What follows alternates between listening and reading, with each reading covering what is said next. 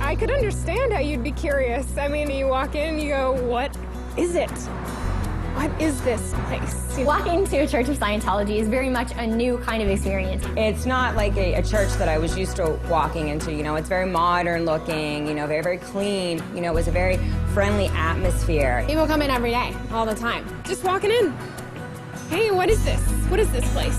I'd like to know. One of the things that you definitely see is a lot of displays. We have panels, there's video displays that are just designed just to answer questions. It answers every question that they could possibly have about what is Scientology.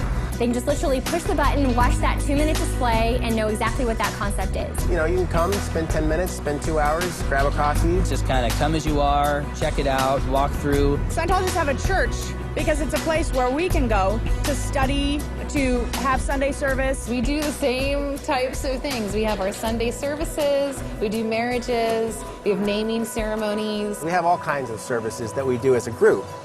But one thing that's particular about Scientology is that there's also a personal aspect to it. You can kind of choose, like, okay, what do I need help with in my life? The first thing probably most everyone does is a course. That's actually the theology of Scientology. That's where you're learning about the actual philosophy itself. And it is a religious philosophy, but it's also an applied religious philosophy, so you go apply it. Kind of like a spiritual college. They have tons of courses on everything. Pretty much any subject you can really think of. There are courses on how to communicate better, how to get along with others, How to handle negative people. how to raise children. It's not just a philosophy where you sit and think about it. It's taking the spiritual nature of man and it's combining it with something that's really practical. It has a way of being very, very simple and easy to come across to the reader and easy to apply, but also extremely powerful. You come in, you pick a chair you like, you sit down, you study there. It's really quite simple. You feel good when you're studying there. You don't need to be a Scientologist, and you can be any religion, really, to come check it out. The whole point is you're yourself.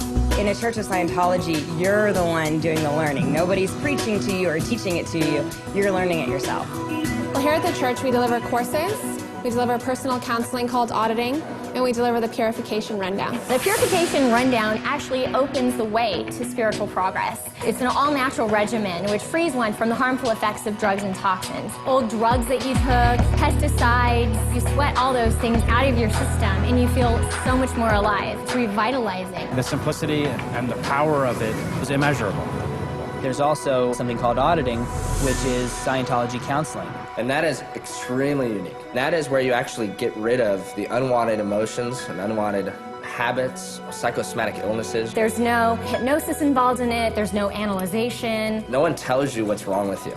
It finds the root, it finds the cause of what's going on, and it handles that spiritually for you. You are given back yourself. You start to recognize really who you are. And that's really spiritual enlightenment. What they use in auditing is an instrument called an e-meter, which really helps a person to locate areas of pain and trauma that you may not be totally aware of. Anybody can walk into a Church of Scientology and just right off reception get a demonstration of the e-meter for themselves. I mean, literally the person can walk up and see for themselves how that actually works. The tools in Scientology are used for you to help you with the areas of your life that you're having trouble with. It's a personal experience for an individual. It's not lumping everyone into the same ball of wax because we all know it, we're all different. Any person that walks into my course room is a totally new person with their own story, with their own life. And as you take that journey, you become more and more you. You become more and more an individual.